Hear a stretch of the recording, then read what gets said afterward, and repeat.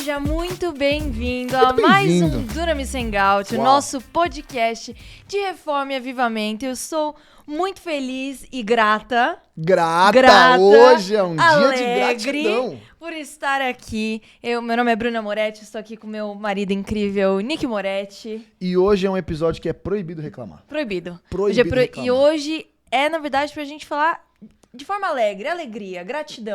Eu acredito que eu fui ungido com o dom de alegria. Eu acredito, sobrenaturalmente, eu sou feliz. O único dia que eu fui triste na minha vida foi sabia? Foi quando eu nasci que eu chorei. Me deram um tapa no bumbum e depois disso foi só sucesso. Só sucesso. Nunca mais voltei pra trás. E como alguém casada com esse homem, às 5 horas da manhã, ele está alegre. Então, eu acredito mesmo que tem um óleo que vai derramando assim, ó, constantemente. Uau. E eu oro por isso também, pra minha vida. Mas, bom, você já viu aí quem está conosco, que nós temos o privilégio hoje de ter alguém que já veio no Hangout antes. E sempre muito bom. Sempre muito bom, um amigo da casa, alguém que consegue conectar a fé cristã, e vida falar pública, de tudo. Cultura contemporânea. Com uma profundidade muito impressionante. Assim, e eu lembro uma vez onde o Pastor Theo, ele virou numa introdução antes de chamar essa pessoa, falou assim: então eu espero que vocês estejam preparados, porque tentar ouvir e assimilar o que esse cara fala é como beber água de um hidrante.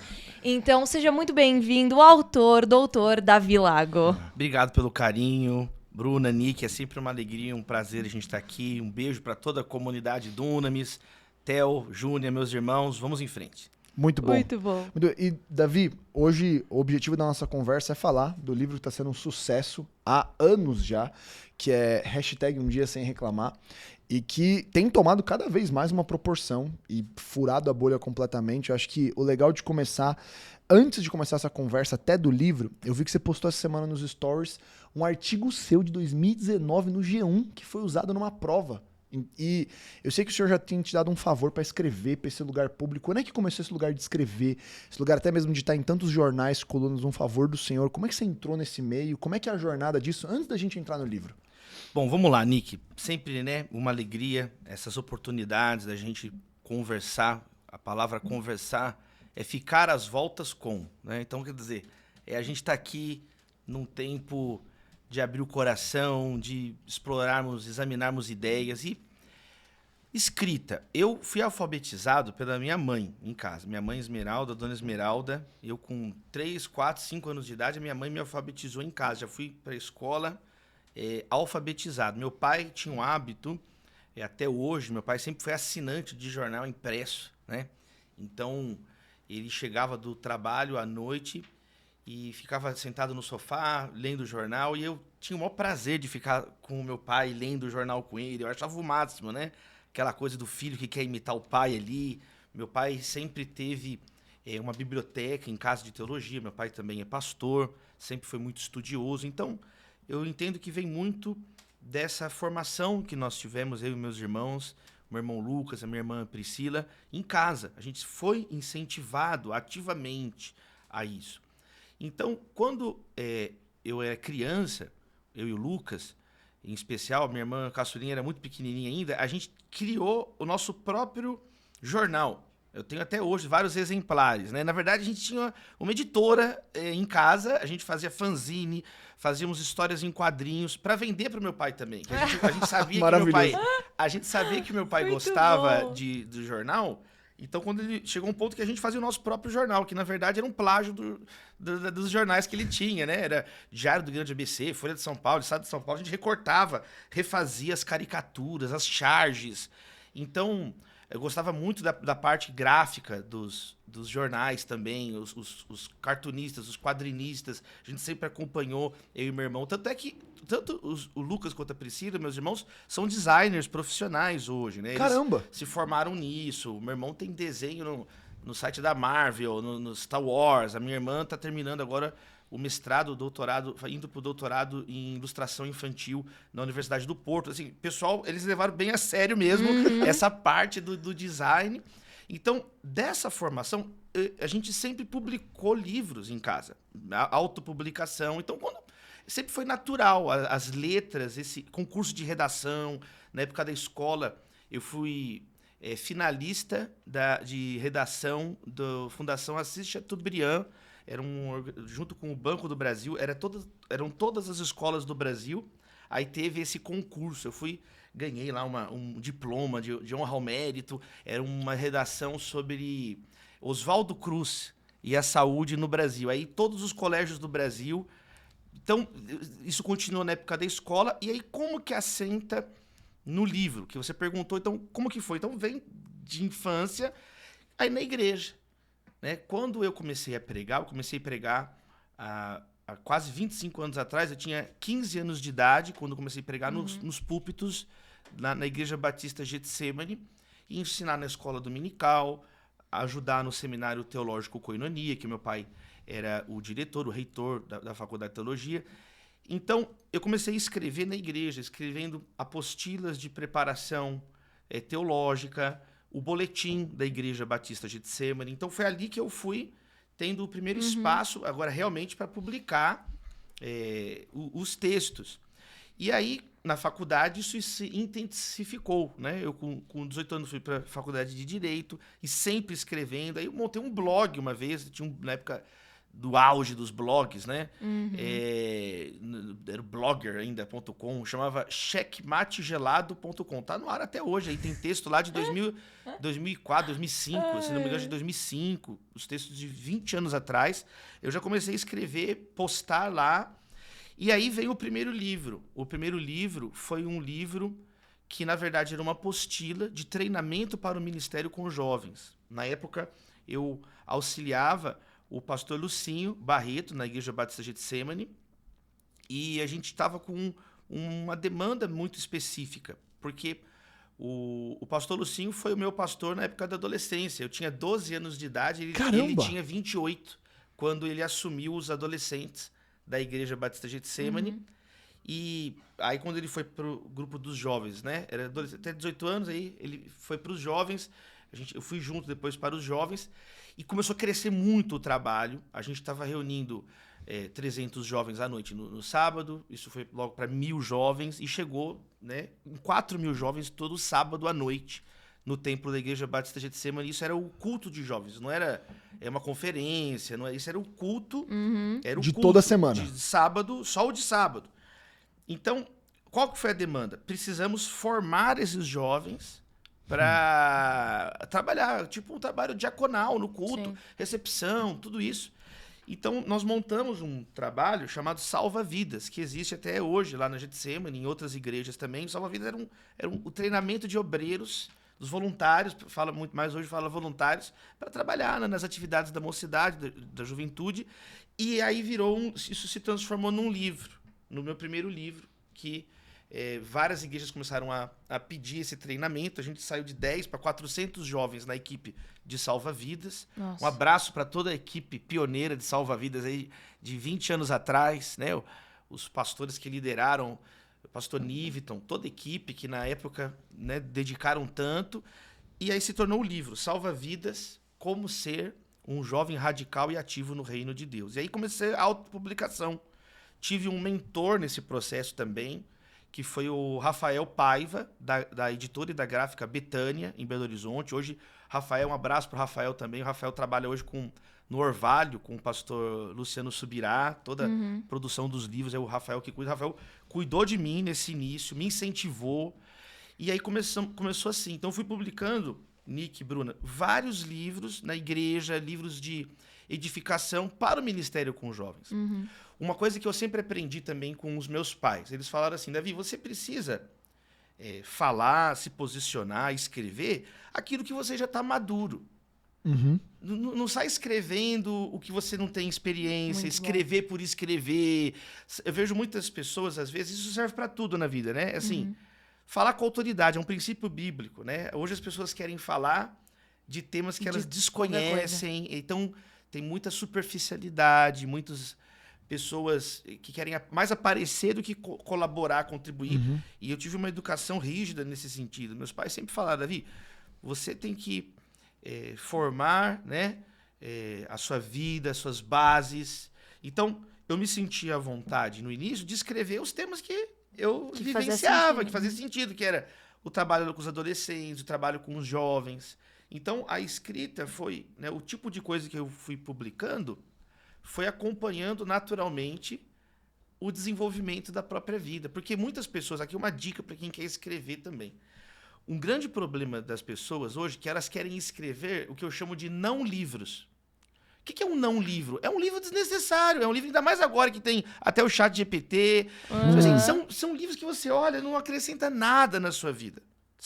São livros que é um tempo perdido, é um tempo pra você ler ali e é um livro desnecessário de ter sido escrito. Não tem. Por quê? Porque é um livro superficial, não tem autoralidade alguma naquele texto. É uma coxa de retalhos, entende o que eu estou querendo dizer? Não tem nenhum testemunho, nem o mínimo, assim. Então fica tópicos. Uma coisa séptica, uma coisa que você vê, às vezes, para lacrar, frases prontas.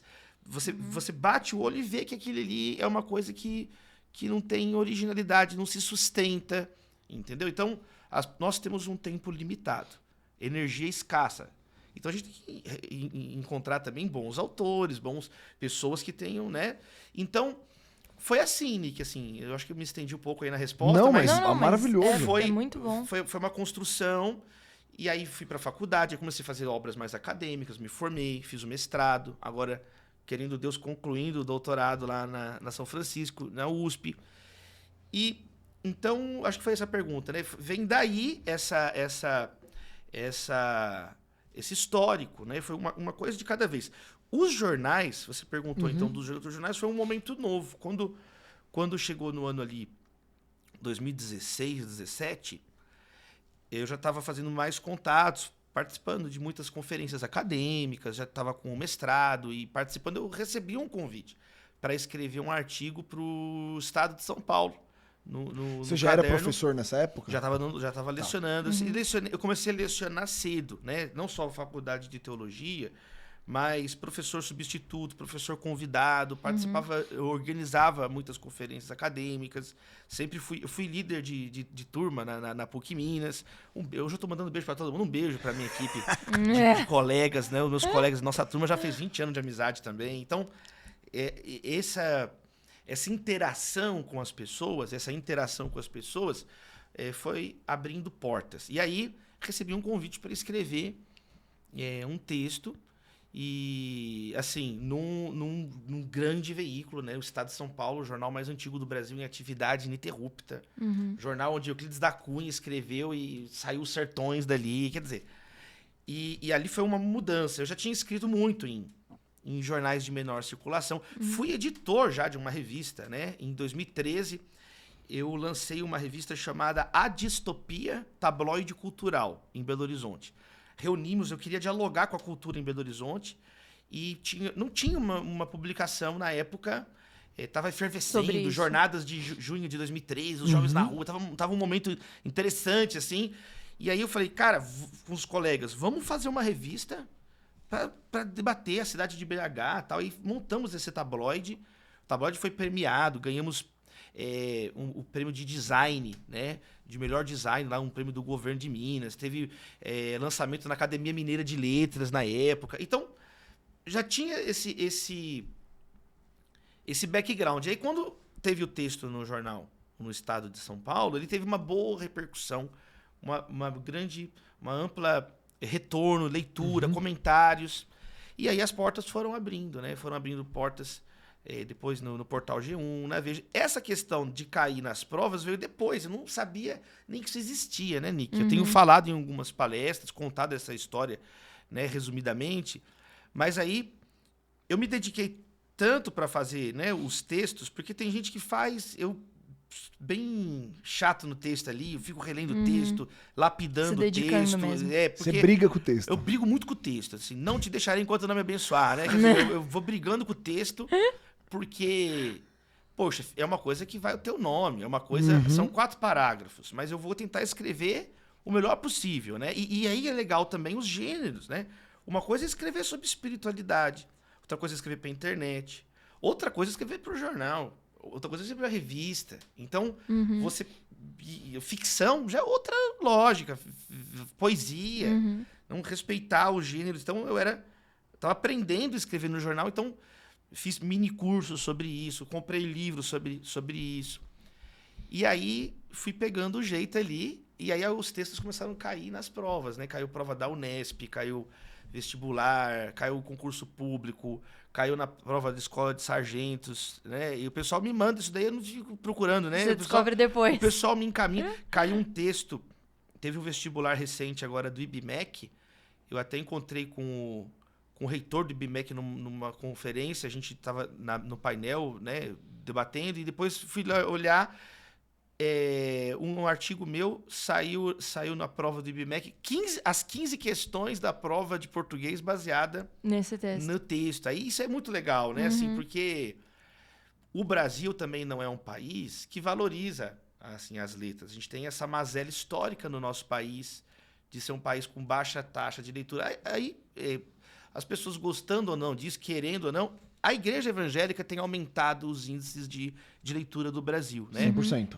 A igreja evangélica, isso é aferido, né, na pesquisa Retratos da Leitura no Brasil, que é a pesquisa autoritativa nessa área no nosso país, organizada pela Fundação Pro Livro, tem também o Itaú Cultural, apoia, e eles organizam essa pesquisa regularmente, não é anual, e toda vez sai, né? Em primeiro lugar disparado, né? A Bíblia é o livro mais lido pelo povo brasileiro. Então,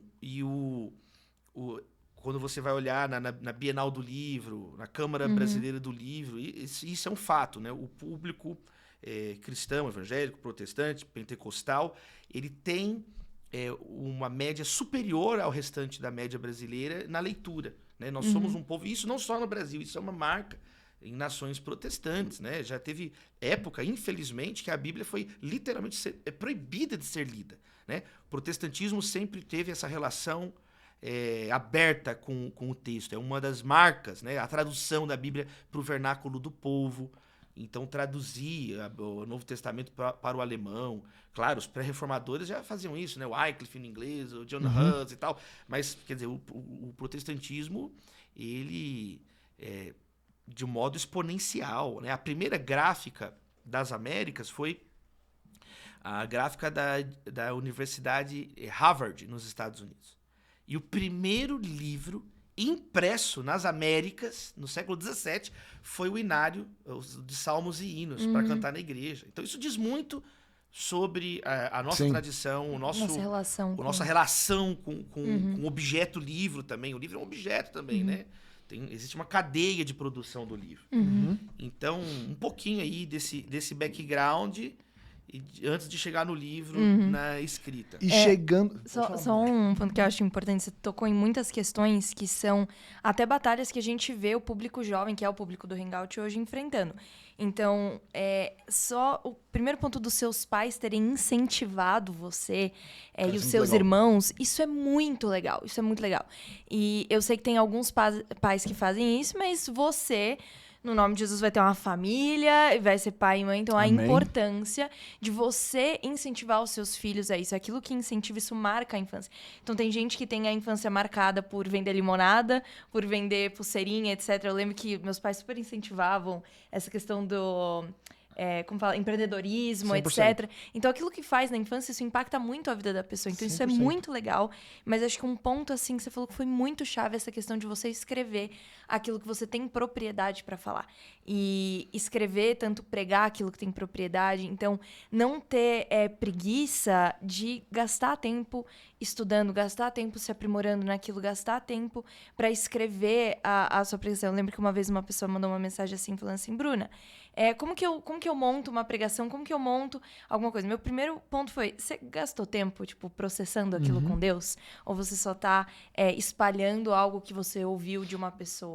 Então, esse negócio, a gente vive numa geração muito rápida de absorver o conteúdo, mas não processar esse conteúdo. Então, ouvir que você gastou muito tempo para fazer as coisas que você faz e para ter a relevância que tem hoje, isso é muito importante para que essa geração venha firmar, processar e fazer com autoridade e não com superficialidade. E da onde vem a ideia do livro? Bom, aí vem o livro Um Dia Sem Reclamar, né? O livro Um Dia Sem Reclamar é uma construção a muitas mãos.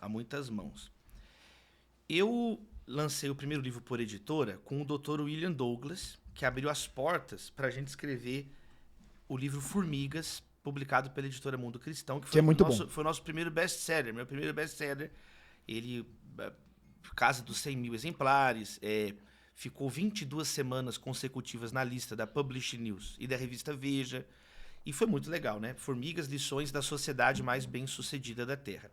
Aí veio o convite da editora Citadel, que é uma editora secular, o André Fonseca e o Marcial Conte, os editores, eles me convidaram, Davi, poxa, o Formigas teve uma performance, um desempenho impressionante, vamos fazer um projeto juntos, né? A editora Citadel é essa editora que publica alguns livros acadêmicos, outros livros muito ligado à questão do marketing, empreendedorismo, livros de desenvolvimento pessoal, de gôndola de aeroporto, do professor Clóvis Barros e coisas assim. E eles convidaram, vamos fazer um livro, assim. Eu falei, mas que livro? É um livro, assim, para ter no aeroporto, uma leitura leve. A ideia era essa, né? Um livro que a pessoa... para ler numa viagem, assim, um livro leve, um livro que pode agregar na pessoa. Eu falei, então eu vou pensar. E aí, eu tinha uma pregação. Um Dia Sem Reclamar, eu fiz uma série de 7 mensagens para os jovens, na época que eu estava em Belo Horizonte ainda. A gente bolou lá um dia um negócio que chamava Semana contra o Esfriamento Global, que era uma brincadeira com a expressão do aquecimento, mas pegando não a questão ambiental, pegando a questão do esfriamento das pessoas. Quer dizer, o mundo está ficando mais quente, a gente fez um trocadilho, né? O mundo, todo esse cataclisma que a gente está vendo, espécies animais sendo extintas, etc, etc. Por outro lado, as pessoas apáticas, indiferentes, frias, relacionamentos, tudo mediado pela tecnologia. Você não vê muito mais criança brincando na rua. Isso está sendo estudado, inclusive, né? O emparedamento infantil. É um tópico de urbanismo. É um tópico do urbanismo. Eu lembro disso não tem mais árvores nas escolas, contato. As crianças estão tendo dificuldades fonoaudiológicas de comunicação. E tem criança... Ontem tivemos uma palestra na PUC São Paulo, o professor Franz Figueroa, da Apple Academy, né? Ele falando que tem criança hoje que fala Alexa primeiro que mamãe. Né? Então, assim, mostra muito o tipo de mundo que a gente está vivendo. Tem sociólogos, antropólogos que já chamam a geração atual de geração do quarto. E não é quarto de oração, o secreto, não. É quarto que não sai do quarto. Eles vivem dentro do quarto, habitam com fungos, não conseguem sair pra rua pra brincar. É tudo pela internet. E o que eles assistem na internet? Outra criança no quarto, a Billie Eilish numa cama, chorando, cantando. É a geração... Ele vai fazendo uma análise como que os jovens... O habitat deles é um quarto, entendeu? Então, assim... vai longe a conversa aqui, tá vendo? Tanta aba vai abrindo, né? Mas assim, o que eu tava falando? Do esfriamento. O esfriamento global foi sobre isso. Foi, gente, as pessoas estão ficando tão frias dentro de si. Então a gente fez uma série de mensagens. E aí, as mensagens eram sobre relacionamentos. E essa foi a mensagem que mais deu ressonância. Quando eu falo sobre gratidão, na verdade, o título da mensagem não era Um Dia Sem Reclamar, era Fique um Dia Sem Reclamar. Era mais amplo. Era Fique um Dia Sem Reclamar. E essa mensagem foi uma mensagem que eu lembro que deu uma ressonância real nas pessoas. Mexeu com os jovens na época e tal. Aí, então, eu tinha um convite de uma editora, tinha uma mensagem que eu falei, gente, um dia eu vou escrever um livro sobre isso. E a mensagem foi quando que você pregou ela? Foi 2012 ou 13. Tá bom. Eu não lembro de qual. 2012. Então, quase 10 anos. Eu fiquei 3 anos como líder titular da juventude na Getsemane, 2012, 13 e 14. Foi 2012 ou 13? Tá. Foi 2012 ou 13. Eu acho que foi 2013. Tá. Aí eu tinha essa mensagem, eu tenho lá um caderno, né? De ideias que vão sendo maturadas. Tipo, você deixa lá guardado, lá maturando, né? Amadurecendo, gestando. É tipo um vinho, deixa ele ali e vai ficando melhor. Eu tenho várias pastas, assim. Eu aprendi isso com um escritor, né? O Gonçalo Tavares é um dos maiores escritores em atividade na lusofonia, em língua portuguesa. E o Gonçalo não é cristão, o Gonçalo Tavares, mas assim, um autor muito importante. E ele fala isso, ele fala que ele deixa os textos de molho, né? Ele escreve e deixa de molho aquele texto para melhorar, refinar. Aí eu falei, vou pegar isso para mim também, né? Vou deixar. Então, tem lugares que eu guardo títulos, tem lugares que eu guardo ideias, tem lugares que eu guardo trecho de um livro. E vou esperando o momento certo. E aí, deixei essa ideia. Quando foi 2019, eu estava conversando com o meu professor, o Marcelo Galupo, coautor da obra, foi meu orientador na graduação, meu orientador no mestrado, e a gente tem uma amizade muito bacana. Ele é meu mentor acadêmico, é o professor Marcelo Campos Galupo. E ele, então, na conversa, uma vez, a gente começou a conversar, né, sobre esse tema. Sobre, poxa, as pessoas estão viciadas em reclamar. As pessoas hoje estão viciadas. Tudo, a gente foi um hater. Ele falando, poxa, olha só, a pessoa para o tempo dela para ficar xingando os outros. Começamos a ter uma conversa sobre isso. E o Galupo, ele é muito legal, que ele é filósofo, né? Ele foi presidente da Associação Brasileira de Filosofia do Direito, a BRAF. Ele tem cargos internacionais, professor da UFMG. Então, sempre aquela conversa é uma aula, assim, né? E ele começou a falar da ética da gratidão e falando coisas super interessantes. E a gente conversando ali. Sabe quando fica aquela coisa assim? Poxa, que conversa legal.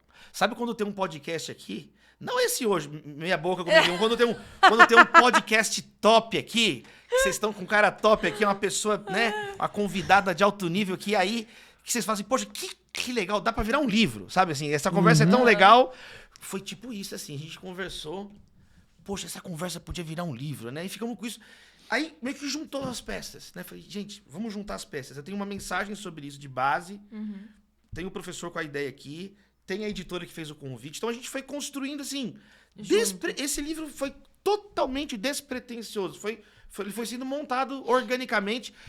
Liguei para a editora Citadel. Falei, vocês vão fazer aquele livro que vocês convidaram? Temos essa ideia. Eu e meu professor expliquei. Mas como é que seria? Mandamos. Não tinha nem o título, a ideia. Não pegamos o título ainda. Projeto Gratidão. Não, acho que um livro assim era para ser um livreto, Nick. Era para ser um livreto. Aqueles livros de bolso mesmo. Livro de gôndola, de aeroporto, assim. Pra pessoa compra o café, o pão de queijo, aí vou ler numa viagem. A ideia era essa. Era um livro. Na época, o professor Clóvis Barros tinha lançado um best-seller. A Felicidade é Inútil, que é um livro curto, assim, super bacana, de filosofia, sobre o sentido da vida. E aí, a ideia era essa, né? Falei, eles que publicaram, falaram, Davi, esse tipo de livro é muito legal, as pessoas dão um retorno muito legal, vamos fazer. Escrevemos o livro. Esse livro foi escrito, literalmente, a 4 mãos. A gente teve uma série de café da manhã na casa do Galupo. Eu fui pra casa deles, um monte de livro aberto, a gente conversando, e ele aqui, amanuense. Ele foi digitando, meio que o bruto. Depois a gente fez de maneira epistolar, cada um trocou o e-mail e foi ajustando. Mandamos pra editora, a editora gostou tanto que ampliou. Não sei se vocês já viram, esse livro tem a letra grande por causa disso. Porque o conteúdo dele original era para ser um livretinho. E aí eles falaram, não, esse livro aqui ficou muito bom. Esse livro aqui, ele merece um formato maior. E aí veio o feeling da editora também, o Marcial e o André. Sim, eles são nota 1000, assim, são muito bons. Isso aqui não, isso aqui tem uma coisa diferente, tem um que a mais esse livro aqui. Então aí ampliou, mudou o projeto, tal. Vamos lançar o livro? Pandemia, 2020. O livro pronto. 2019 o livro estava finalizado já. Era para lançar em janeiro de 2020. Veio a pandemia. Aí nós vamos falar de gratidão, mundo fechado, né? Aí fica um daquele jeito, poxa mas vida. o lockdown não tinha chegado no Brasil. Vocês fizeram essa leitura... Ia lançar, mas aí em fevereiro, março, já começou no Brasil a pandemia, né? Tava pronto, a gente fez nas férias. Tava pronto o livro. A ideia era lançar no curso de 2020. Nick, aí pandemia. Aí aguardou o livro, deixa parado. 2021 lançou o livro. Atrasou um ano o lançamento do livro. Aí lançou no meio da pandemia. Esse livro, ele é um completo milagre, o alcance dele. Não teve lançamento físico até hoje. Nunca teve um dia assim, lançamento do livro de reclamar. Vou nessa livraria, vem cá pegar minha assinatura. Não existe. Todos os livros a gente faz lançamento. Lançamento, é uma coisa mais legal. Faz lançamento. Esse livro não teve lançamento. Foi adiado um ano. Um ano. Foi lançado no meio da pandemia. A pandemia quebrou editoras. A pandemia... então ele lançou meio tipo, cara, ele lançou no lockdown. O livro foi lançado no lockdown. Não tinha nem como vender o livro na editora. Então, a concentração foi muito na Amazon, por causa do livro. Foi muito nas mídias digitais. Eu não sou influencer, não tenho 1 milhão de seguidores. Então, não é um livro de influencer, mas o livro foi no boca a boca. As pessoas começaram a ler e a curva dele foi fazendo assim. Então, passaram 4 anos... Ele se mantém em 2021, 22, 23, 24, agora 25.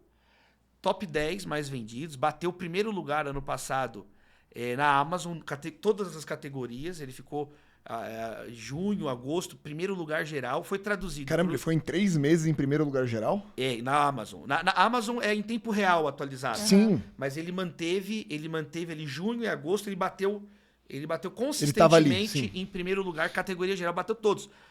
Foi um milagre, bateu o Café com Deus aqui, um período, né? Que é o livro mais vendido, é um fenômeno da história do livro, o Café com Deus, né? Que puxou devocionais, é um fato. Bateu. Então, o livro ganhou visibilidade e, como vocês falaram, furou a bolha. Ele começou a... o público não cristão lê o livro, mas talvez que até o público cristão, assim. Ele é um livro que artistas... E aí, lançamos na Argentina o livro. Ele foi traduzido para o castelhano. Eu dei palestra lá, fui lá para a Feira Internacional do Livro. Os argentinos eles morrem de rir quando lê o título. É Um Dia Sem Quejar-se, né? Que o argentino também tem essa fama de briguento, de reclamar, que a coisa mais apaixonante é ver 2 argentinos discutindo política.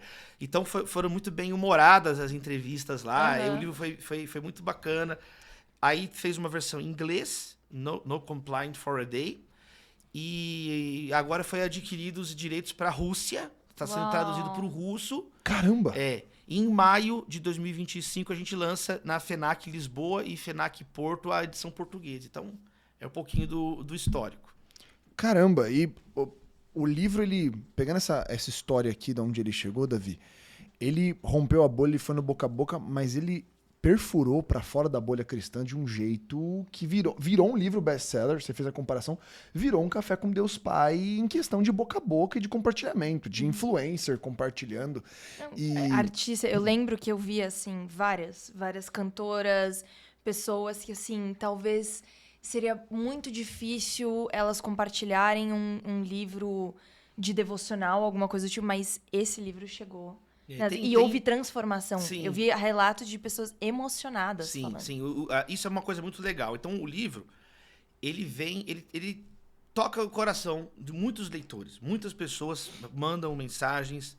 Tem já quase 10 mil avaliações lá na Amazon. Se você correr o olho ali, tem muitos... Os comentários são muito afetuosos. Todo dia eu recebo alguma mensagem. Alguém marca... Nos últimos 4 anos, alguém marca... nas plataformas digitais, marca o @, posta o livro. E aí vem o tema, né? Assim, a gente tá num mundo com pessoas exaustas emocionalmente. Muito bom. Né? Pessoas exaustas emocionalmente. E esse livro, né, quem leu, né, ele não propõe nada a ver com gratiluz. Vamos ficar aqui rindo igual bobo alegre. Não, é o contrário. O livro, ele examina a dor, né? Ele examina justamente... Gratidão não é você não chorar nunca. Gratidão não significa você não ficar triste. Ao contrário, o que a Bíblia fala? Há tempo de rir e há tempo de chorar. Né? Há momento de festa, de dança, mas há um momento de pranto. Né? Então, Jesus chorou. Jesus teve os momentos de lamento, tem os salmos de lamento. Então, o desafio... não é necessariamente você não ter um dia que você lamenta. Aliás, isso é um ponto importantíssimo. A Bíblia faz uma distinção entre murmurar, que é um pecado, e lamentar, que é uma resposta emocional adequada diante do sofrimento. Então, murmuração é tratada como pecado, né? Fala que por causa da dureza de coração... Teve uma geração inteira que não entrou na Terra Prometida, porque eles praguejavam, eles murmuravam, eram pessoas murmuradoras. Então, agora, existem momentos de lamento. Tem um livro na Bíblia, Lamentações de Jeremias, não é? Mimimi de Jeremias, né? Lamentações, né? Como a gente fala, é um livro bíblico, inspirado pelo Espírito Santo. Existem momentos, Jesus na cruz, Deus meu, por que me desamparaste? Então, o livro mostra essa distinção. E o problema não é não reclamar. Reclamar no sentido positivo, né? Reclamar no sentido de lamentar, para usar uma terminologia bíblica, né? É uma coisa que nós precisamos muitas vezes. Agora, o que nós não podemos? Uma vida reclamando, uma vida... Aí tá mais para murmuração. Para aquela pessoa que pragueja, que nada tá bom nunca, que é aquela pessoa que tá com o bigode sujo e acha que o mundo é que tá fedendo. né? O mundo fede. Não, o seu bigode tá limpo aí. Quer dizer, a pessoa, ela que apodreceu. A Bíblia fala da raiz de amargura que entrou no coração da pessoa, então contamina. Diz que a raiz de amargura na vida de uma pessoa contamina aquelas pessoas que ela convive. Então o livro, eu acho que ele pega nesse ponto e talvez por isso tenha dado essa aderência nos leitores, Nick e Bruno. E eu queria até que você falasse mais essa questão da murmuração em si, dessa raiz da murmuração. E essa parte de envenenar, eu acho que ela é o lugar que a maior parte das pessoas se identifica, que é perceber que você está envenenado. E não é a questão do reclamar, mas que a reclamação ela é o resultado desse envenenamento da alma. E que você entra num lugar que tudo é ruim, que tudo incomoda, que tudo irrita, que nada consegue ser bom, não porque ela é bom, mas porque eu tô num lugar de amargura, tão amarrado nisso, que eu não consigo ver saída. Excelente, Nick, porque aí a gente vai para a dimensão teológica dessa questão. O apóstolo Paulo, quando começa a carta aos Romanos, expondo de modo organizado a fé cristã, ele parte da ingratidão. Foi por causa da ingratidão da humanidade que virou as costas para Deus. Deus ofereceu tudo à humanidade, mas não podia comer a árvore do conhecimento do bem e do mal. Aí é justo que o ser humano vai atrás, né? Podia tudo. Mas aí fala, por causa da ingratidão. Ao invés de adorar o Deus Criador, adorou os seres criados, adorou os quadrúpedes, adorou os animais, o ser humano começou a adorar a planta, ao invés do Criador, adorou a criatura. Né? Então a ingratidão tem essa conexão com o orgulho, com o egoísmo, com a raiz de todos os males na vida das pessoas, de querer tomar até o lugar de Deus, de nunca se contentar, e como o Nick coloca, isso se torna um lugar existencial. E o que isso está dizendo?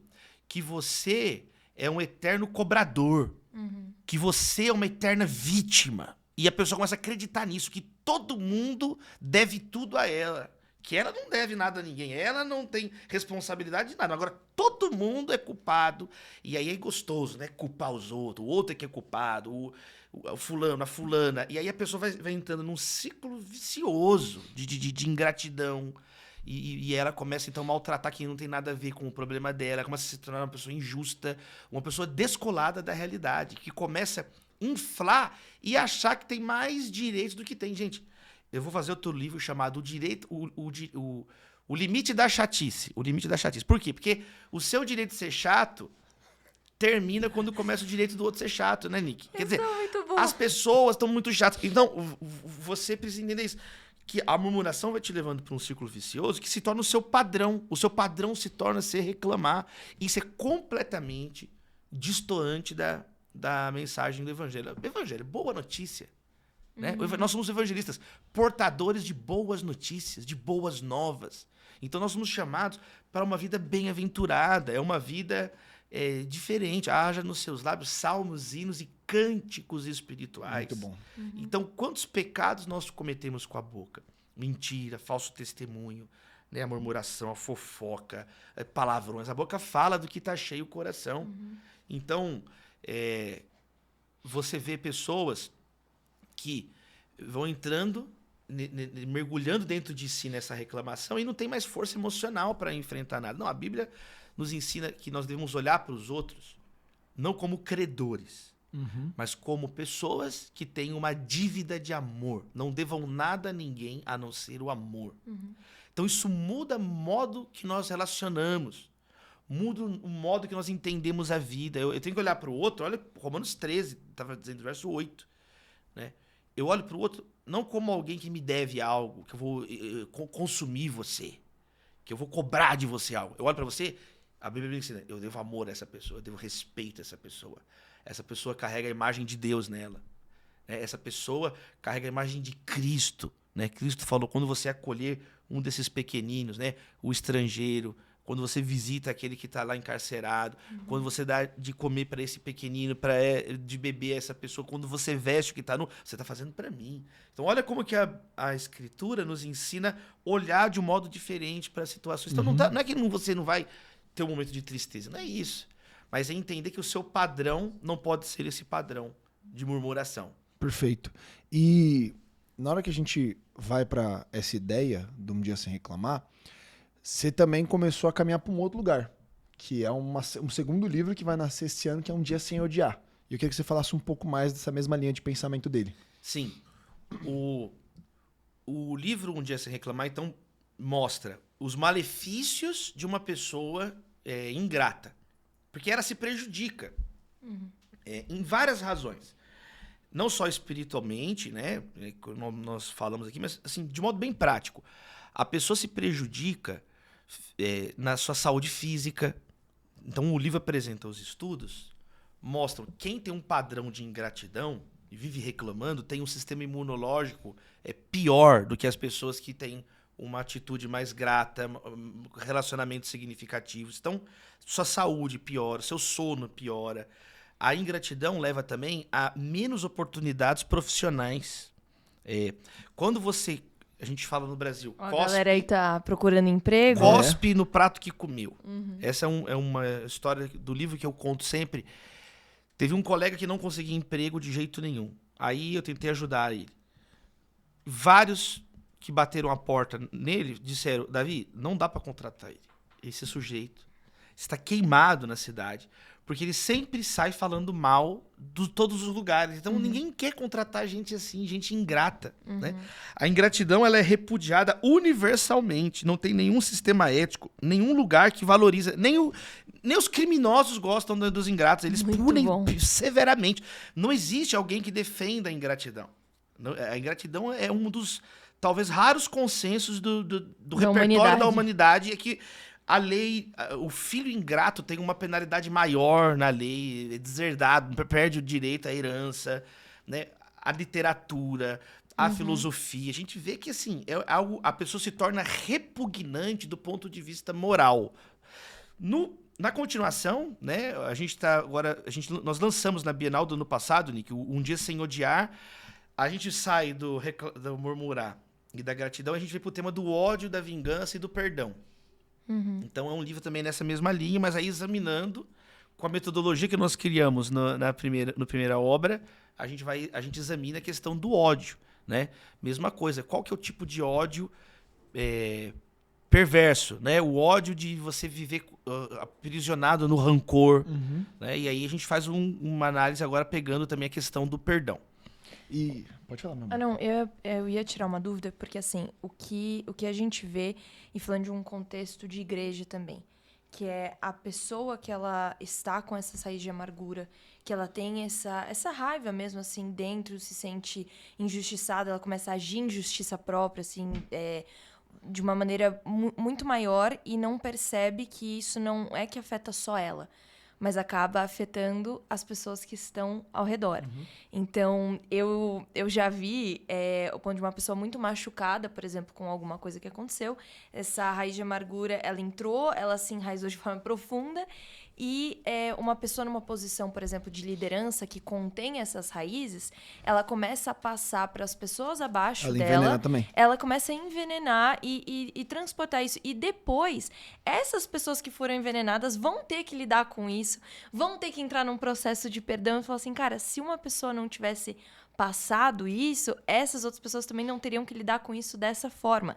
Então, eu queria que você falasse um pouquinho, Davi, sobre essa questão da importância da gente reconhecer em nós para que a gente não venha perpetuar isso, criando algo endêmico, que vai da igreja para a sociedade, para a família, enfim, para todos esses lugares. Então, o perigo, a falta da autoanálise e de você se curar realmente ali com o Senhor. Falar assim, Senhor, eu tenho isso aqui.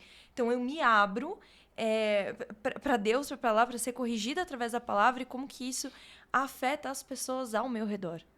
Você falando, Bruna, eu me lembrei de uma historinha, né? Assim, que um trabalhador tá no emprego dele, aí o patrão tá num mau dia e grita e humilha o colaborador, aí amargurado, reclama, aí aquele colaborador chega em casa todo revoltado, já chega batendo a porta, dá uma resposta atravessada para o filho, né? Aí o filho fica irritado com o pai, que o pai tomou uma bronca à toa, aí descontou na irmãzinha caçula, que também não tinha culpa de nada, aí a irmãzinha caçula sai pro quintal revoltada e chuta o cachorro, que não tinha nada a ver com isso, aí o cachorro tomou um chute, tá revoltado, aí ele sai correndo porque tocou a campainha, e pula o portão e morde o patrão que veio pedir desculpa, né? Que foi o culpado de tudo lá no início. Então, assim, é uma história antiga que mostra como que essa maldade, essa falta de noção que a gente tem muitas vezes, ela acaba que, de algum modo, vai contaminando, como a Bíblia diz, Hebreus 12, a raiz de amargura contamina. Então, a amargura é comparada com uma planta venenosa. Uma planta venenosa. Uma planta que mata. Veneno mata. Veneno sufoca a vida. Veneno sufoca a nossa respiração. Compromete a saúde do organismo. Então, a ideia é justamente apresentar exercícios de gratidão. Né? Um deles é o do título. Ficar um dia sem reclamar. Quer dizer, fazer um esforço consciente por um dia para você perceber como que o seu padrão... O elevador demora, você já começa a reclamar. Reclama do carro, reclama do trânsito. Mas não sai cedo também. Já sabe que tem o trânsito. Reclama da roupa, reclama das pessoas. Aí você começa a perceber, gente, eu reclamo desnecessariamente. A vida é assim. É uma visão, muitas vezes, ingênua da existência. Gente, a vida é assim, a vida tem desafio. Tem gente que brinca que a gente não nasce com o sistema calmo, a gente já nasce com o sistema nervoso e chorando, né? O Nick brincou no começo, a gente já nasce chorando, né, Nick? A gente já nasce... levando um tapa e chorando. Mas Deus nos fez com canais lacrimais. Né? Deus nos fez com a capacidade de chorar. Chorar traz autorregulação também pro organismo, né? Pessoa que chora, ela cria empatia em quem tá perto. Tem vários estudos que mostram isso. A gente olha para uma pessoa que tá chorando com maior amor, maior carinho. Aciona algo no ser humano, impressionante, né? Bem detalhado e tal. Então, nós vivemos numa sociedade que a gente aprende a fingir que tá tudo bem o tempo inteiro. E vem Por muito... quê? Talvez, por um lado positivo, quando a gente é criança, a gente chora por tudo, a gente vai entendendo, tem algo certo. Quer dizer, a gente não... Peraí, eu não posso ficar o tempo inteiro jogando a minha amargura na pessoa. Ela tem o desafio dela também. Então aqui, quando a gente é adulto, vai entrando na vida adulta, a gente aprende o nosso espaço no mundo. Eu tô sentado aqui, eu não posso ficar sentado, movimentando, dando murro em vocês. Eu tenho que aprender, é uma questão de coexistência. Isso é uma coisa. Só que a gente vai entrando pra uma sociedade tão performática, uma sociedade das aparências. Uma sociedade que tem uma coisa chamada selfie. Né? O selfie era na época, antes, era vergonhoso. As pessoas ficavam virando a mão para tirar uma foto de si mesmo escondido. Né? E aí era aquela foto que quando alguém via, você passava rápido com vergonha, você tirando foto ali de você mesmo. Aí isso foi legitimado na geração atual. Essa palavra não existia, selfie, né? Foi a palavra do ano, alguns anos atrás. Criaram a câmera... Até um pau de selfie. Pau de selfie. Aí colocaram a câmera frontal.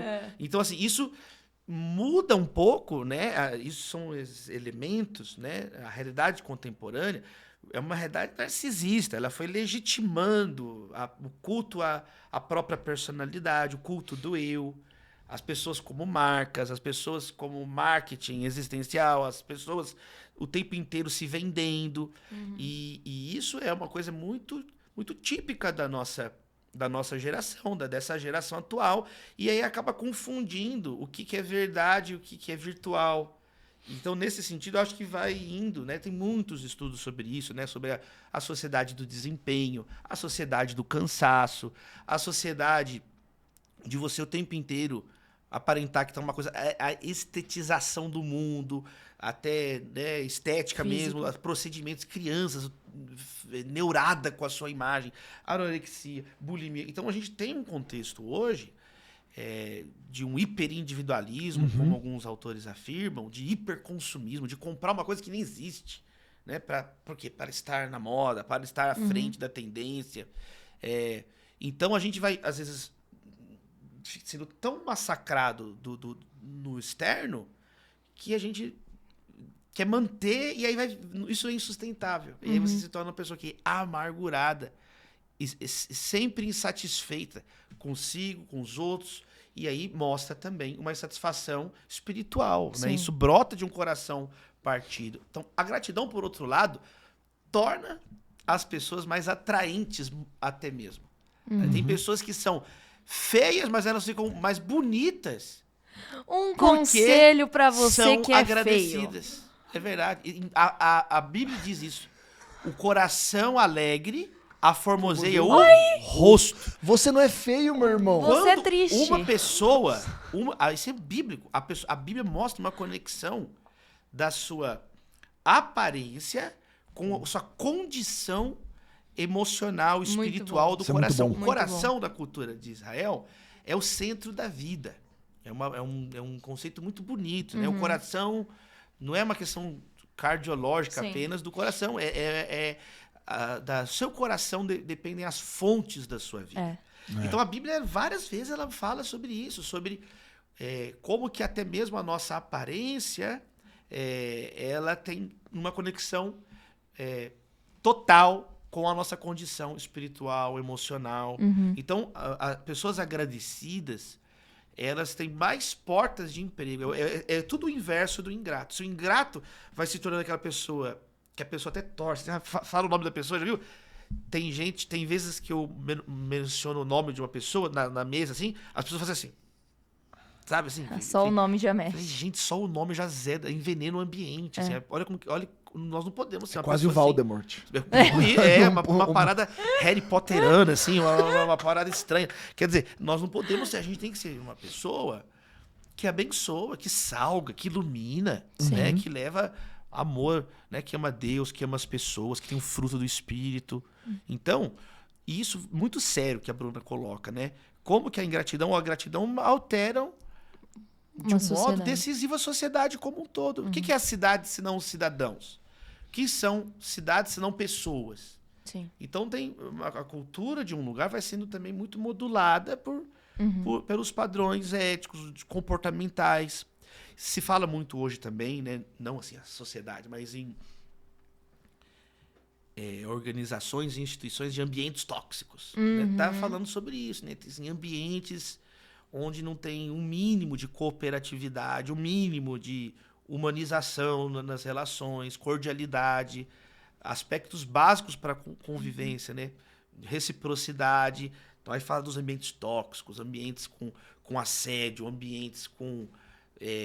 nunca tem um autor chamado Joe Pinder. Joe Pinder é um palestrante, um cara muito conectado sobre o RH, mercado do trabalho. Ele fala da gangorra, né? Das emoções, a gangorra do trabalho. Né? Tem ambientes que colocam de um lado da gangorra um monte de demandas e responsabilidades sobre os colaboradores, mas não existe um equilíbrio do outro lado com os benefícios, com o modo de você ser recompensado. O que você ganha também com esse monte de responsabilidade, né? Hoje, as empresas de ponta ao redor do mundo, né, as Big Techs, por exemplo, é crucial para atrair os melhores colaboradores, os melhores candidatos. Você sabe qual que é o argumento decisivo que eles usam? Olha com quem você vai trabalhar se você vier para cá. Hoje, as empresas de ponta do mundo, não é só o dinheiro. A geração nova não...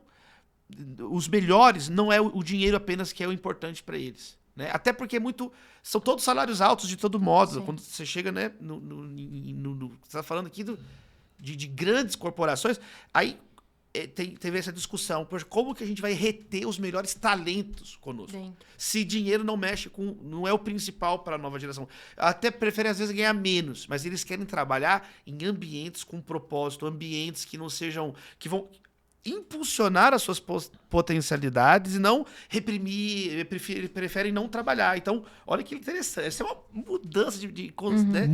De paradigma no mundo do trabalho, muito interessante. Olha com quem você trabalha, olha a tua equipe, se você estiver nesse ambiente. Olha o que você vai fazer, olha o impacto que você vai gerar. Olha as pessoas, olha o ambiente que você... onde você vai estar. Né? Porque a interação ainda é a chave da própria tecnologia. A gente fala da tecnologia, mas na China tem as cidades polo de tecnologia, nos Estados Unidos tem o Vale do Silício, quer dizer, ainda é um lugar onde as pessoas estão ali interagindo. As melhores ideias surgem da interação das pessoas. Né? A nossa mente, numa conversa, por que é tão legal a conversa aqui, a gente aqui na mesa, é sempre mais legal do que uma interação, um podcast virtual. Dá pra fazer, mas não é a mesma coisa a gente aqui. Né? A gente chega aqui, aí dá um abraço ali, aí toma um café, aí a gente conversa um negócio. Conecta com outro. É outra coisa. A gente vai...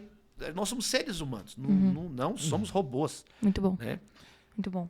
Eu tenho mais uma pergunta. Mas se você eu também tenho. Então vai. Não, pode ir, eu já fiz a última. É que eu queria muito que a gente só voltasse 2 passos, porque você falou da sociedade do cansaço, do Byung-Chul Han, eu acho que é algo que a gente não foi tão fundo aqui na conversa, que é a origem mesmo.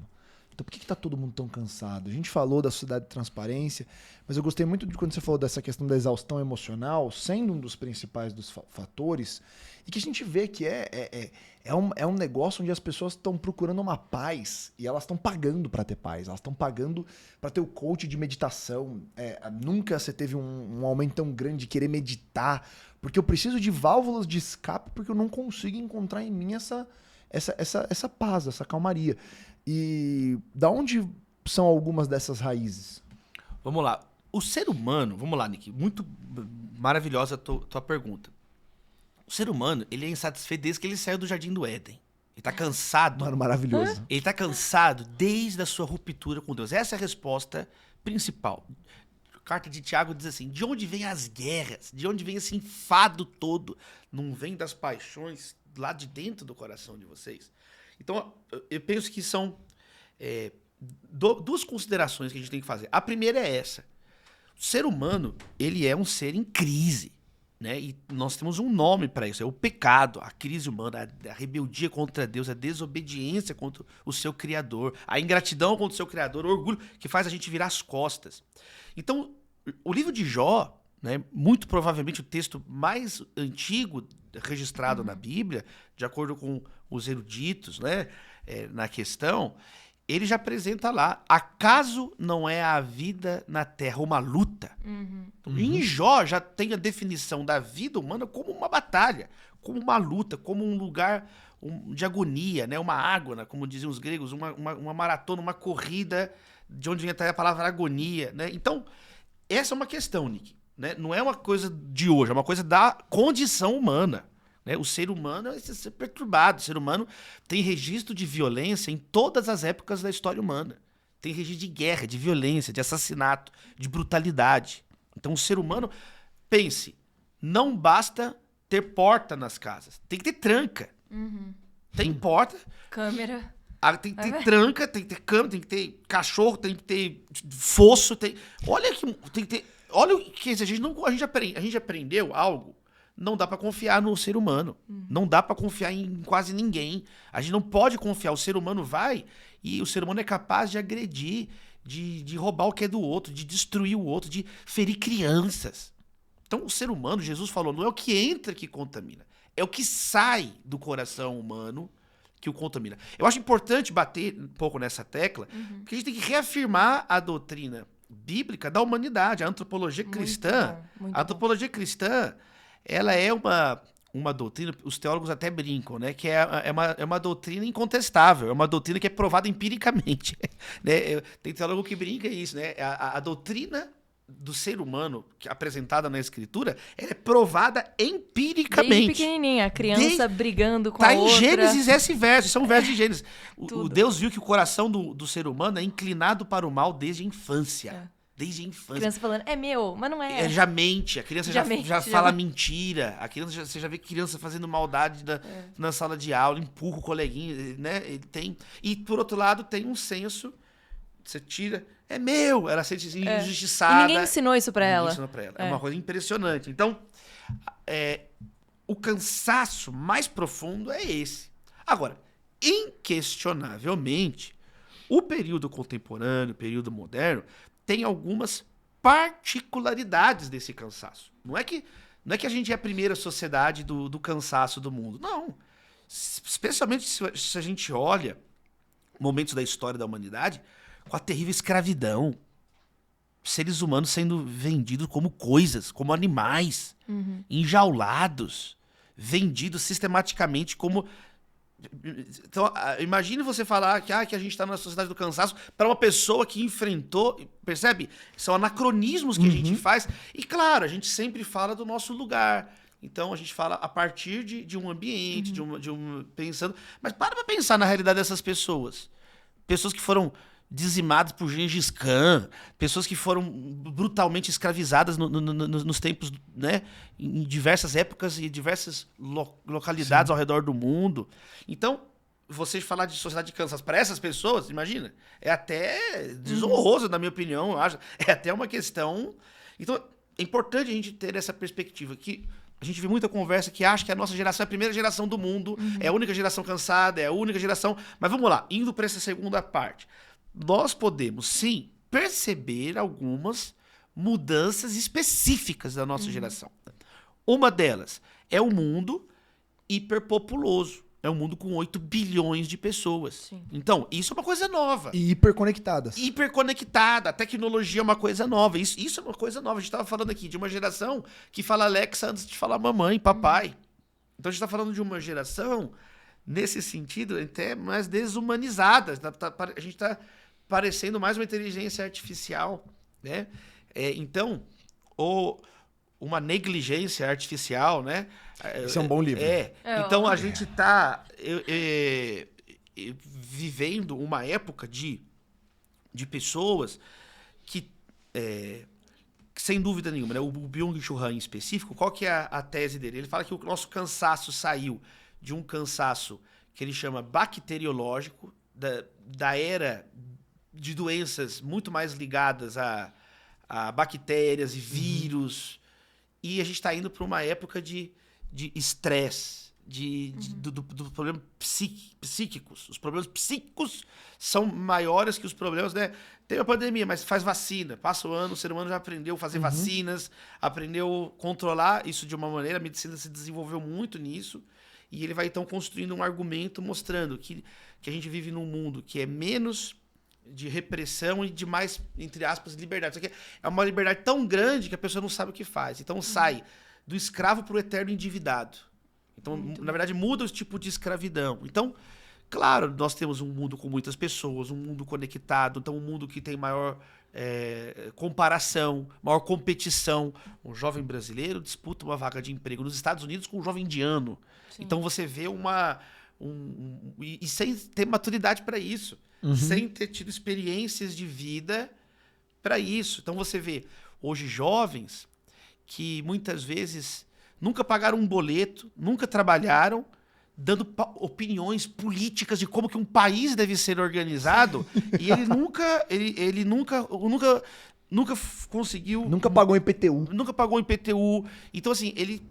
Não é que o que ele está falando está errado, mas ele não tem contexto. Mas falta aquela vivência real para entender coisas que não estão só no texto, no livro, na foto, no vídeo.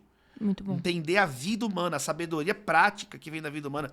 Então, sem dúvida, nós temos na geração atual, não à toa, que a ansiedade ultrapassa a depressão como a principal enfermidade do nosso tempo.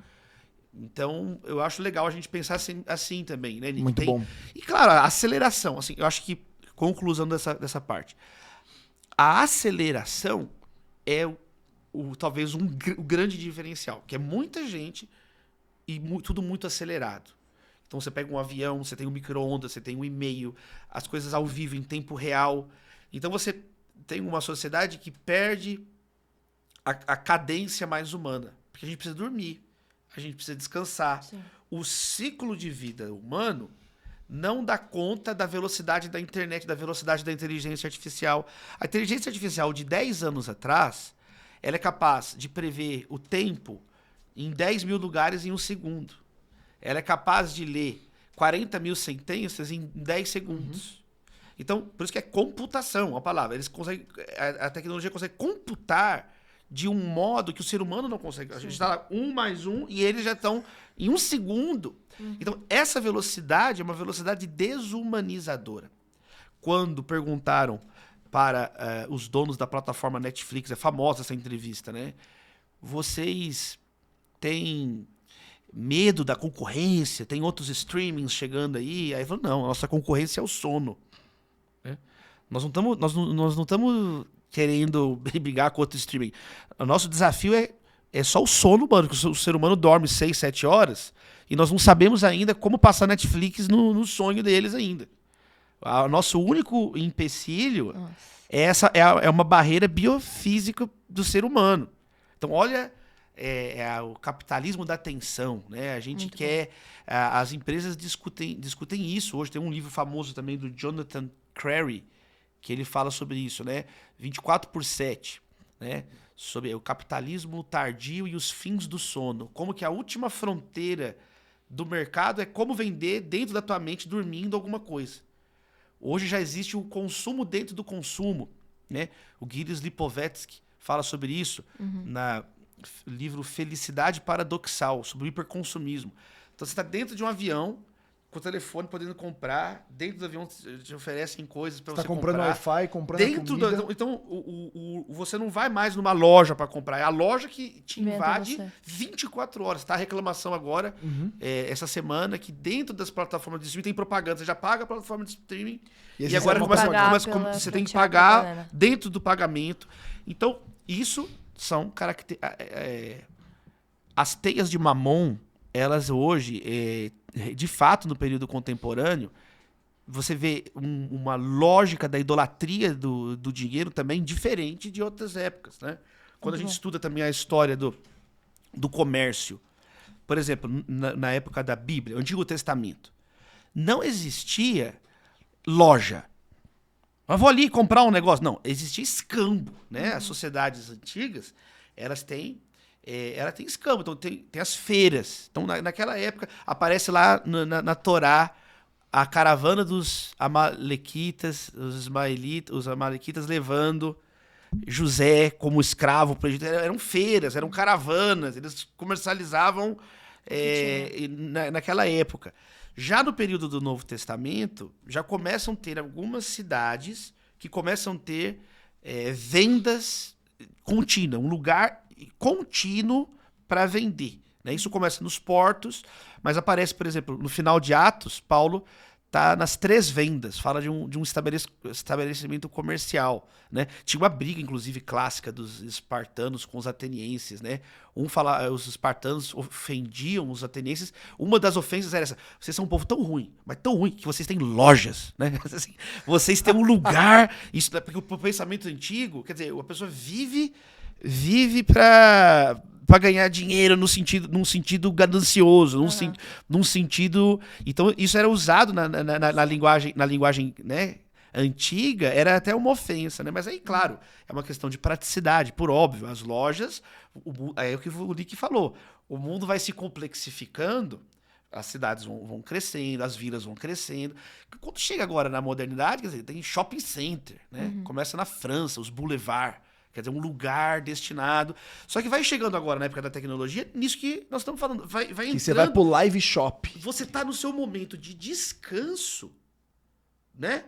E aí você vai distrair. Aí tá comprando, tá trabalhando. Tem autores no direito agora que estão falando sobre direito à desconexão.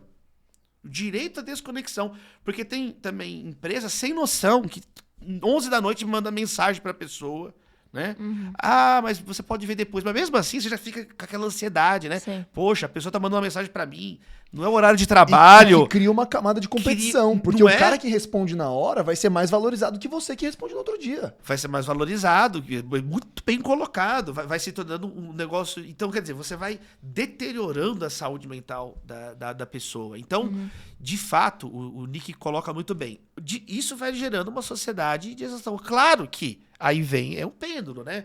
A tecnologia vai levando para um lado, vai meio caótico, aí vem pessoas, vão puxar um pouco para o outro lado. Então começa a ter legislação, por isso que tem leis, por isso que os seres humanos são capazes de elaborar leis.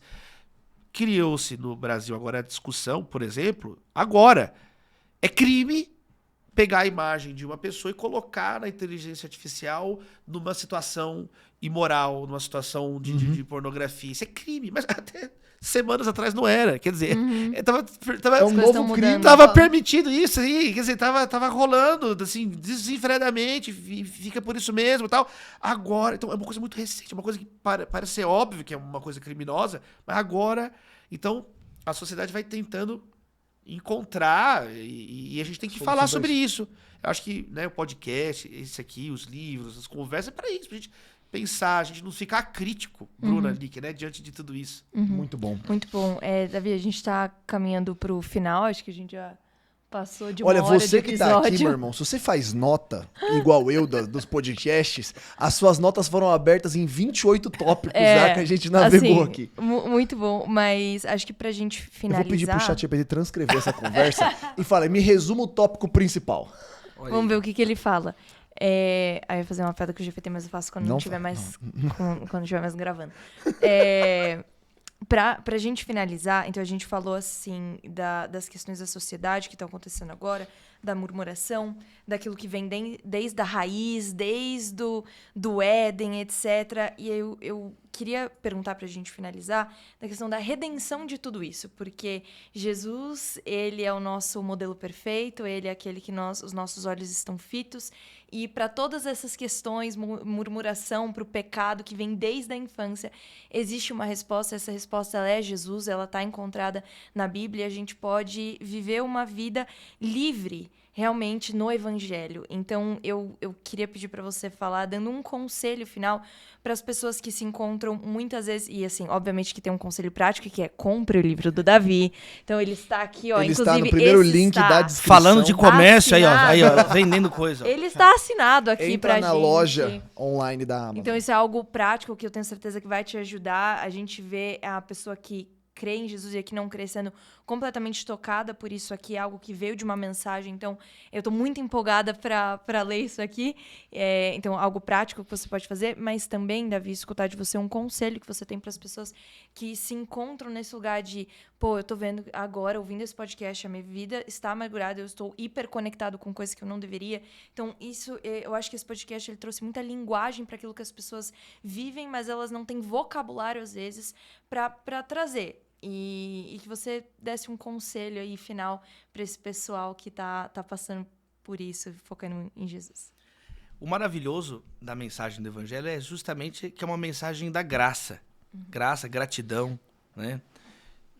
Nos mostra que Deus nos ama, Deus nos criou e nos ama ao ponto de entregar o seu Filho para levar essa nossa aflição na cruz do Calvário, expiar os nossos pecados. Então, a salvação, a Bíblia termina falando de graça. Termina com um convite, né? O Espírito e a noiva dizem, venha, quem tem sede, venha e beba de graça da água da vida. E aí diz, a graça do Senhor Jesus Cristo seja com todos. Amém. Então, a última linha da Bíblia, a Bíblia começa com a criação, no princípio Deus criou, né? Pela graça ele não precisava criar, ele criou pela sua vontade soberana, pelo seu eterno poder, um Deus gracioso. E termina falando sobre essa mensagem da graça mais uma vez. Então, são duas maneiras que a gente tem para viver. Eu diria isso, Bruna. Ou você vai viver achando que você se criou, que é uma mentira, você não se criou, né? É um fato, você não pediu para nascer, você não escolheu sequer existir. Então, ou seja, é um modo de viver mentiroso, como você acha que você é Deus, que você que criou, se autocriou, que você que sabe o que tem que fazer. É um modo muito arrogante de viver, e é um modo uma maneira de viver, um caminho largo, um caminho fácil de você ficar reclamando, exigindo coisas das pessoas, mas ele é baseado numa mentira, né? Que você se criou, que você é uma ilha, que você se basta, e você não se basta. É só você ver o tanto que você é perturbado, é só você ver o tanto que você não sabe a hora que você tá com fome. O quanto você é feio por por não ter gratidão. Feios todos nós somos por dentro, né? Por dentro de nós não tem beleza, só Jesus é a nossa beleza, porque... Então, essa é uma maneira. Ou você reconhece a verdade, você só existe por causa da graça. Você não existe porque você nasceu, você está aqui. Então você, a começar pela própria existência, você não se criou. Já é um ato de graça. É isso que Jesus nos ensinou. Olha para as aves do céu, olha para as plantas. Foi Deus que criou? Não foi Deus que deu a beleza? Então Jesus tira os olhos da ansiedade. O que eu vou comer? O que eu vou beber? O que eu vou vestir? De uma pessoa que está sempre reclamando, uma pessoa que está sempre exigindo. Não, vocês têm que aprender que esse anseio de vocês é Deus que vai entregar. Né? É Deus que dá a beleza na planta do campo. É Deus. Nem Salomão, em toda a sua glória, conseguiu se vestir como essa erva do campo que Deus cuida. É Deus que cuida da ave, não vai cuidar de vocês. Então, é uma mudança de entendimento da vida. Então, quando você muda essa maneira de entender a vida, você está aberto a viver com graça, a reconhecer o valor do outro. Olha, muda tudo. Deus me criou. Né? Então, Deus criou o outro. Eu posso aprender com essa pessoa.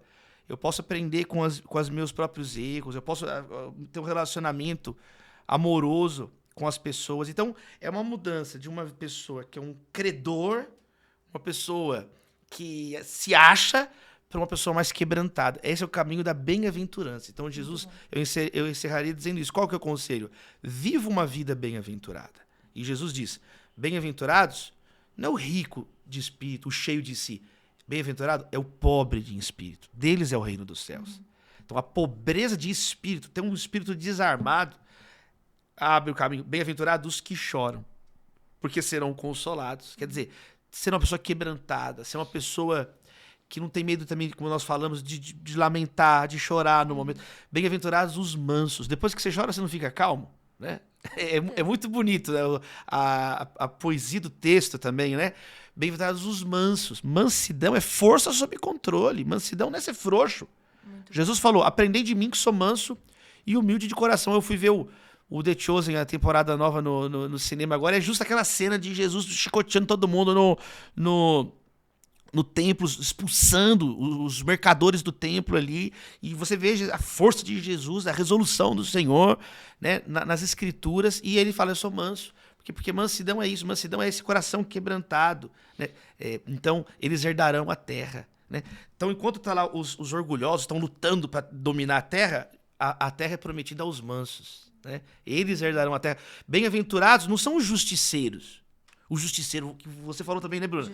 Fazer justiça própria, fazer com as próprias mãos. Não. Bem-aventurados são os que têm fome e sede de justiça. Quer dizer, aqueles que reconhecem que não tem justiça em si, mas tem um que é a nossa justiça, né? Jesus. Amém. Tem um que nos justifica. Tem um que viveu em santidade. Bem-aventurados os misericordiosos. Não são os impiedosos. Não são os implacáveis. Então, nós temos hoje também um modelo de espiritualidade completamente distorcida. É um modelo de desaventurança. Hoje tem muitas mensagens que gotejam violência, que gotejam que se você tem que ser o bom, espelha a maldade do mundo, é o olho por olho, dente por dente. Como se isso que provasse que você é o machão, e não vai ouvir o que a Bíblia ensina. Você tem que ser muito mais fibra para fazer o que Jesus está dizendo. Então, os bem-aventurados, os misericordiosos, porque eles vão alcançar a misericórdia. Bem-aventurados são os puros de coração, porque eles verão a Deus. Então, o bem-aventurado é a pessoa em santidade, motivações puras, pureza no coração. E não a pessoa com o coração cheio de ambiguidade, com o coração cheio de vaidade, de inveja, que quer aparecer. Não, é uma pessoa que é pura de coração. Bem-aventurados pacificadores. Que Deus levante pacificadores no nosso meio. Amém. Às vezes tem pessoas... Você nunca foi usado por Deus na sua vida para conectar ninguém. Então você é um diabolos. Diabolos é o divisor. É o adversário. Tem pessoas que só sabem fragmentar, só sabem excluir, só sabem dividir no sentido pior que a Bíblia coloca. Não, a Bíblia fala, bem-aventurados os pacificadores, eles serão chamados os filhos de Deus. Os filhos de Deus são aqueles que levam a shalom, que levam a paz, né? Uma vida de gratidão. E aí, bem-aventurados os perseguidos por causa da justiça. A gente não gosta muito disso também, né? Eu vou ser feliz se eu for perseguido. Esses são os paradoxos do reino, né? O maior é o menor, os últimos serão os primeiros. É melhor coisa dar do que receber. Sim. Todo aquele que se exalta será humilhado, mas todo aquele que se humilha será exaltado. Então, o evangelho implode. Eu gosto de chamar o sermão do monte de sermão do desmonte. Ele desmonta a nossa pretensão de orgulho e nos coloca nos passos de Jesus. né? Aprendei de mim. Ele se autodefiniu, que sou manso, humilde de coração, com louvores nos lábios. A gente está vindo da Páscoa essa semana aqui na gravação, e eu encerro com isso, né? Marcos 14, depois da última ceia, quando Jesus ia para a cruz, o que ele fez? Cantou um hino. Ele cantou um hino, né? Os salmos, Halel, os salmos que eram até hoje cantados na Páscoa, ele cantou um hino, ele louvou o Senhor. Então Jesus está nos ensinando a viver. Jesus é o modelo da nossa vida. Então Jesus, o que ele fez antes da cruz? O que você faria hoje, se você soubesse que amanhã vai ser o pior dia da sua vida? Jesus lavou os pés dos seus discípulos.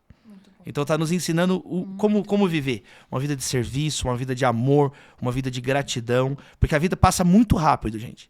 A vida passa muito rápido. Muito rápido. Eu comecei a pregar com 15, vou já indo para 40 anos de idade agora. Estou com 39. Então já 25 anos pregando, né? E foi como se fosse ontem a primeira pregação. Foi como se fosse ontem pregando isso aqui. A vida passa muito rápido. Não vale a pena viver uma vida amargurada. Não vale a pena viver uma vida triste. Uma vida que você se enforca igual um Judas. Assim, uma vida traindo Jesus. Uma vida... não vale. O que vale a pena? Uma vida amando a Deus e amando ao próximo. Muito bom. Muito bom. Davi, obrigado pelo seu tempo. Obrigado por compartilhar com a gente. Se você está assistindo, primeiro link na descrição, leia Um Dia Sem Reclamar.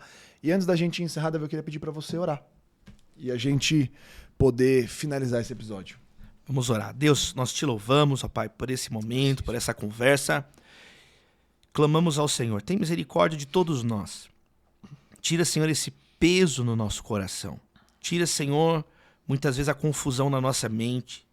Muitas vezes insônia, não conseguimos sequer dormir, Pai.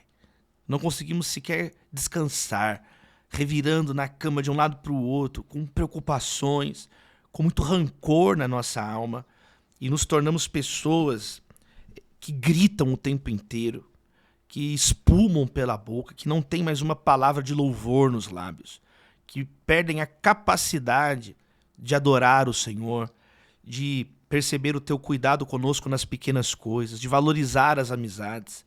Muda a nossa vida, Senhor. Tira o coração de pedra, coloca um coração de carne, um coração quebrantado, um coração disposto a obedecer. Um coração, Senhor, conforme o teu coração. Queremos seguir os passos do nosso Senhor Jesus. Queremos ser pessoas mais amáveis. Queremos ter o fruto do Espírito na nossa vida. Uma vida com mais amor, com mais alegria, com mais paz, com mais amabilidade, com mais fidelidade, paciência, com domínio próprio, Senhor. Não queremos ser essas pessoas que vivem para odiar os outros, vivem reclamando de tudo, vivem de um modo ácido, vivem uma vida triste, no caminho largo, que é fácil reclamar, mas leva à perdição. Não, queremos andar no caminho estreito, o caminho do amor, o caminho da santidade, o caminho da pureza. Mas é esse o caminho que leva à vida, um caminho de testemunho, em uma sociedade que é um império de reclamação. Nós possamos ser, ó Deus, uma geração de adoradores, ó Deus. Encontre em nós esses adoradores que adoram em espírito e em verdade. Sim, Senhor. Livra-nos dos pecados dos lábios. Livra-nos, ó Deus, das mentiras, das fofocas, ó Deus, palavras amarguradas. Não, nós queremos, ó Deus, ter salmos, ó Deus, salmodiar, louvar, não da boca para fora, mas do coração. Não queremos ser esses que te louvam dos lábios para fora, que honram com os lábios, mas o coração está longe. Não, queremos ter um coração quebrantado, rendido, santificar Cristo no coração. Ó Deus, isso, ó Deus, também ser, ó Deus, percebido nas nossas atitudes, pensamentos, palavras. Guarda as nossas vidas, guarda cada um que está agora nos acompanhando. Ó Deus, em nome de Jesus oramos. Amém. Amém. Amém. Amém. Davi, antes de você ir, cadê? Tem um presente. Olha, deixa eu até ver meu presente direito. Olha aí. Como Obrigado. de costume, presente da Dunamis Fabric para você. Espero que goste. Muito obrigado. Pegamos o seu número. Olha aí. Tem meu nome e tudo aqui, hein? Obrigado. Ó. Algo mais. Tem Dunamis atrás. Movimento São Paulo. Vale do Ribeirão. Vale do São Ribeirão Paulo. de a Farm. É onde é a Dunamis Farm. Sim. E a cidade de São Paulo. Olha, esse é o estado de São Paulo, a cidade onde tá. Olha aí. Lindona, hein? Pra você agora poder levar o endereço da farm onde você for. Davi, obrigado. A conversa foi muito boa. Sempre um prazer ter você aqui com a gente no Dunamis. Um amigo muito grande. Se você não leu ainda, ó, terceira vez que eu vou pedir. Já falamos tanto de comércio, então aproveita. Compre. Tá tudo bem, não vai ser pecado, vai ser bênção na sua vida. Esse é o Dunamis Hangout, a gente se vê na semana que vem, às 10 horas da manhã, no YouTube às 7 horas da manhã, no Spotify. Que Deus te abençoe. Tamo junto. Falou. Tchau, tchau. Tchau, tchau.